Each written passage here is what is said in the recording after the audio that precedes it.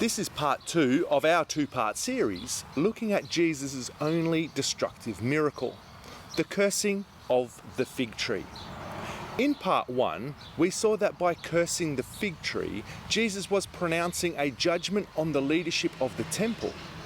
The leadership of the temple was likened to a fully leafed out tree that had no fruit. They promised much, but only held out a false promise and an empty hope. As the disciples marveled at the sudden destruction of a fig tree, Jesus gave a curious answer.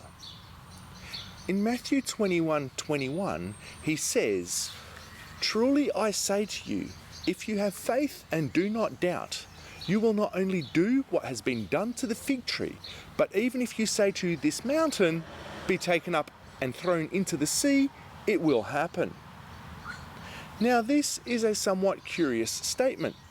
To me, this seems to indicate that we, as the followers of Christ today, are to be capable of doing the two things stated in his answer.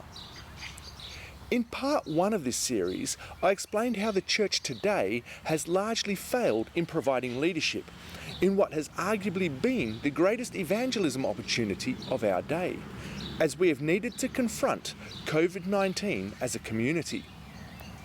Whilst on the outside she promises much, proclaiming the saving power of the risen Christ, when push came to shove, she folded. She had no belief. She bore no fruit. This is our cursing of the fig tree moment, where we need to hold the church, the body, to account, and to remind ourselves that our faith rests in God, not in the institution. But what are we to make of the second part of Jesus' statement? What are we to make of this strange business of throwing a mountain into the sea? I've been pondering on what this could mean, and in this talk I would like to address 4 things. Firstly, what mountain is Jesus referring to? Secondly, what does this mountain represent? Thirdly, what is the significance of throwing something into the sea?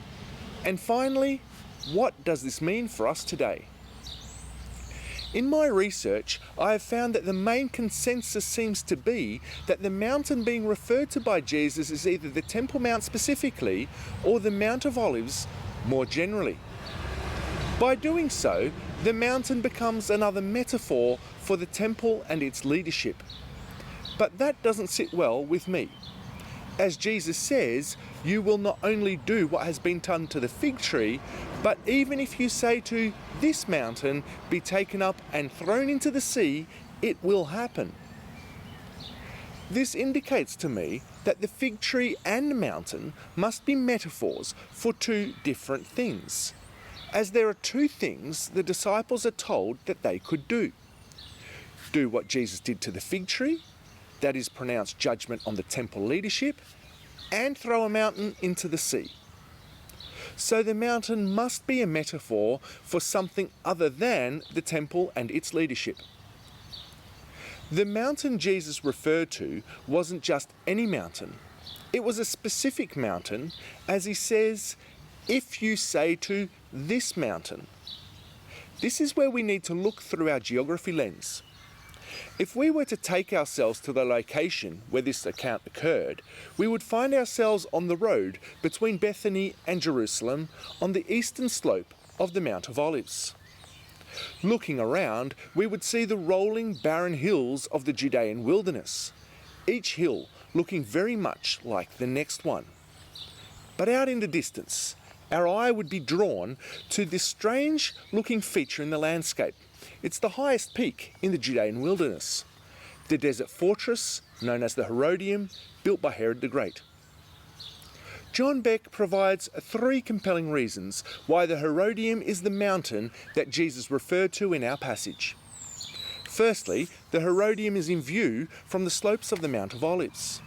The desert fortress is 7.5 miles or 12 kilometers from Jerusalem, but due to its imposing stature, it remains in view from the Mount of Olives even today. Secondly, the Herodium is distinctive in its appearance. Many mountains are in view from the Mount of Olives. However, the Herodium has a distinctive shape, an elegant symmetry representing a volcanic cinder cone. This was an intentional design. Herod had refashioned the natural appearance of the terrain to make it stand out. And thirdly, the Herodium is the only mountain in view that actually had a history of being moved. Herod had directed his builders to remove part of an adjacent mountain in order to provide the material to create the artificial slope of the Herodium. The Herodium was a large mountain fortress that was built by Herod the Great. Its structure was an engineering marvel. It was grand and opulent, and it's likely to have been his residence. It is believed that this structure is also his tomb, an enduring symbol of Herod's dynasty. So while the fig tree can be said to be a metaphor for the temple and its leadership, by identifying the Herodium as the mountain, we see that the mountain is a metaphor for the compromised governmental power structures of the day. Places have connotations. When we think about certain locations and when we hear their name, we feel a certain way. So for the disciples, the Herodium would have generated a negative response. It represented Roman occupation and the corruption of the Promised Land. It, together with the compromised Temple Incorporated, represented everything that was wrong with the land. So having identified the mountain and what it represents, why throw this into the sea? And what sea would it be thrown into? By keeping our geography lens on, as we stand on the eastern slope of the Mount of Olives and looking out into the wilderness towards the Herodium, if we continue our gaze eastwards, we would see the highly saline waters of the Dead Sea. The Dead Sea is highly saline and therefore unable to support aquatic life. Now, in a body of traditional rabbinic writings, known as the Mishnah, we come across a directive where the rabbis give instruction that any unholy object, whether they be items inscribed with pagan figures or any item that is associated with idol worship, is to be destroyed by being thrown into the Dead Sea. Interestingly, this directive also appears to include items which were associated with Roman emperors and Roman rule. So by throwing pagan objects into the sea, and specifically the Dead Sea, the land would be purified and cleansed. So how do we apply this today? When we look around us, we see the problems and they just seem to be insurmountable. The power of evil appears to be getting stronger and it's tightening its grip. Our society is set on a path which further leads away from God, resulting in the corruption of relationships, the breakdown of families, the rejection of life whilst embracing death. Freedoms are lost and governments become more totalitarian in their power. In the midst of this, the beacon that was once the centre of our hope and the source of strength for our nation has gone out. Many are turned off by the hypocrisy of the church, who whilst professing to possess life, does not believe in its power, and as a result has corrupted itself through compromise, and as a result is now no longer considered relevant by those who need her most. But Jesus gives us a clear instruction. We have the power to remove these obstacles. He says, if you have faith and do not doubt, you will not only do what has been done to the fig tree, but even if you say to this mountain, be taken up and thrown into the sea, it will happen. And whatever you ask in prayer, you will receive if you have faith. Perhaps the biggest obstacle that we face today in manifesting the kingdom of God is not an external one. The obstacles are not the hypocrisy of the church or the corruption of state power. The greatest obstacle that we face is an internal one.